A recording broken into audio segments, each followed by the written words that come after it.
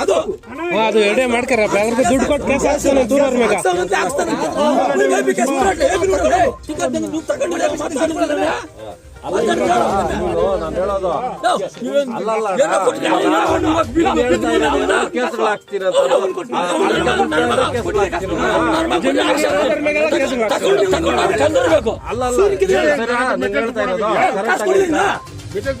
ನಾಟಕ ಬಂದ್ಬಿಟ್ಟು ಇವ್ ಕೊಟ್ಟಿದ್ಯಾ ಇವಾಗ ಎಲ್ಲ ಉಪ್ಪ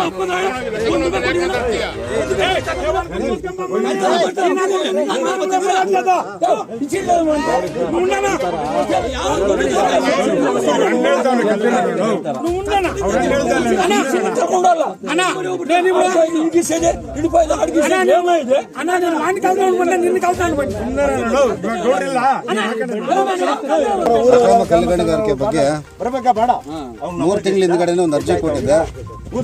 ಪೊಲೀಸರು ಶಾಮೀಲಾಗಿ ಕ್ವಾರಿ ನಡೆಸ್ತಾ ಇದ್ದಾರೆ ವಿಚಾರದಲ್ಲಿ.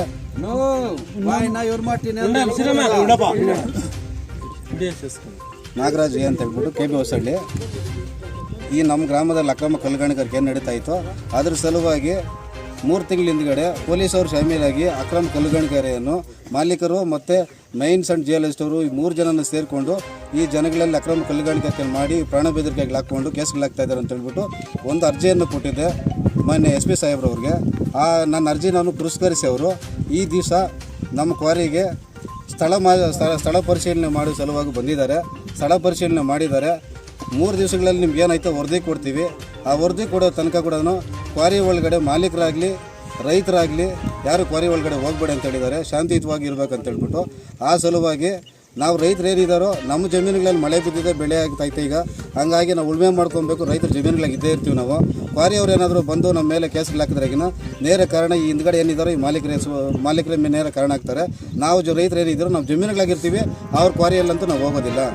ಹಂಗಾಗಿ ಮೊನ್ನೆ SP ಸಾಹೇಬರು ಇವತ್ತಿನ ದಿವಸ ಏನು ಈ ಕಲ್ಲು ಗಣಿಗಾರಿಕೆಯನ್ನು ಪರಿಶೀಲನೆ ಮಾಡಿ ಬಂದಿದ್ದೀರೋ ತಾವು ಪರಿಗಣನೆಗೆ ತೊಗೊಬೇಕು. ಈ ಬಯಣ್ಣವ್ರು ಹೇಳ್ತಿದ್ದಾರೆ ಈಗ ಕೇಸ್ಗಳು ಹಾಕ್ಸ್ತೀನಿ ನಾನು ಅಂತ ಹೇಳ್ಬಿಟ್ಟು. ಅವ್ರು ಬಲಿಷ್ಠರಿದ್ದಾರೆ, ಅವ್ರು ಕೇಸ್ಗಳು ಹಾಕ್ಸ್ಲಿ. ನೀವು ರೈತರಿದ್ದೀರಿ, ಕೂಲಿ ಕಾರ್ಮಿಕರಿದ್ದೀರಿ, ಇಲ್ಲಿ ನಮ್ಮನ್ನೆಲ್ಲರೂ ಪರಿಗಣನೆಗೆ ತೊಗೊಂಡು ಈ ಬಯಣ್ಣವರು ಮತ್ತು ಈ ಮಾಲೀಕರು ಏನಿದ್ದಾರೋ ಇವ್ರ ಮೇಲೂ ಕಾನೂನಿನ ಕ್ರಮ ಕೈಗೊಳ್ಳಬೇಕು. ನಮ್ಮ ಗ್ರಾಮಸ್ಥರಿಗೆ ನ್ಯಾಯ ದೊರಕಿಸ್ಕೊಡ್ಬೇಕಂತ ಹೇಳ್ಬಿಟ್ಟು ನಂದೀಶ್ ಗೌಡರು ಇದ್ದಾರೆ.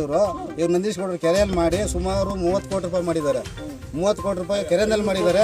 ಹಂಗಾಗಿ ಆ 30 ಕೋಟಿ ರೂಪಾಯಿಲೂ ಮಾಡ್ಕೊಂಡು ಇವತ್ತು ಶ್ರೀಮಂತರಾಗಿದ್ದಾರೆ, ಅವತ್ತು ಶ್ರೀಮಂತರೇನಿಲ್ಲ.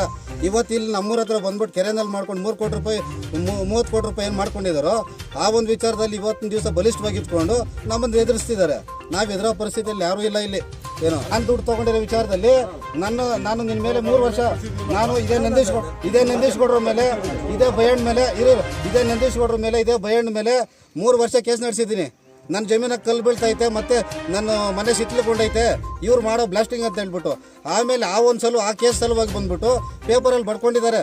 ನಿನ್ನ ಮನೆ ಏನು ಗೋಡೆ ಬಿದ್ದಿದೆಯೋ, ನಿನ್ನ ಮನೆ ಏನು ಬಿರುಕ್ಬಿಟ್ಟಿದೆಯೋ ಅದನ್ನ ನವೀಕರಣಗೊಳಿಸೋ ಸಲುವಾಗಿ ನಾವು ನಿನಗೆ 1 ಲಕ್ಷ ರೂಪಾಯಿ ಪರಿಹಾರನ ಕೊಡ್ತಾ ಇದ್ವಿ ಅಂತ ಹೇಳ್ಬಿಟ್ಟು ನನಗೆ ಪರಿಹಾರ ಕೊಟ್ಟಿದ್ದಾರೆ.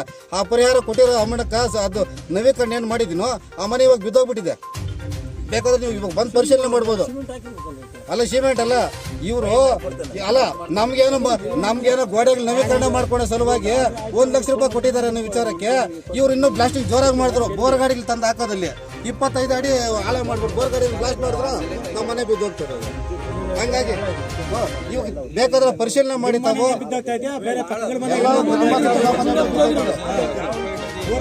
ಆಮೇಲೆ ಒಂದು 6 ತಿಂಗಳ ಹಿಂದ್ಗಡೆ ಇದೇ ಕ್ವಾರಿನಲ್ಲಿ ಕಲ್ಲು ಬಿದ್ದು ಅತಿ ಯಥೇಚ್ಛವಾಗಿ ಪ್ಲಾಸ್ಟಿಕ್ ಅನ್ನು ಮಾಡಿ ಕಲ್ಲು ಬಿದ್ದು 2 ಸಾವನ್ನಪ್ಪಿದ್ದಾರೆ.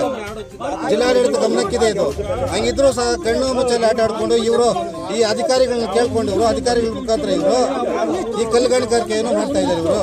ಹಂಗಾಗಿ ಈಗಲಾದರೂ ಇವ್ರ ಪ್ರಾಬಲ್ಯನ ಇವ್ರ ಬಲಾಢ್ಯನ ಮಡ್ಕಗೊಳಿಸ್ಬೇಕಂತ ಹೇಳಿದ್ರೆ ಜಿಲ್ಲಾಡಳಿತ ಇವಾಗಾದ್ರೂ ತಲೆ ಎತ್ಬಿಟ್ಟು ಕ್ವಾರಿ ಕಡೆ ನೋಡ್ಬೇಕು, ನಮ್ಮ ಜನಗಳಿಗೆ ರಕ್ಷಣೆ ಕೊಡಬೇಕು.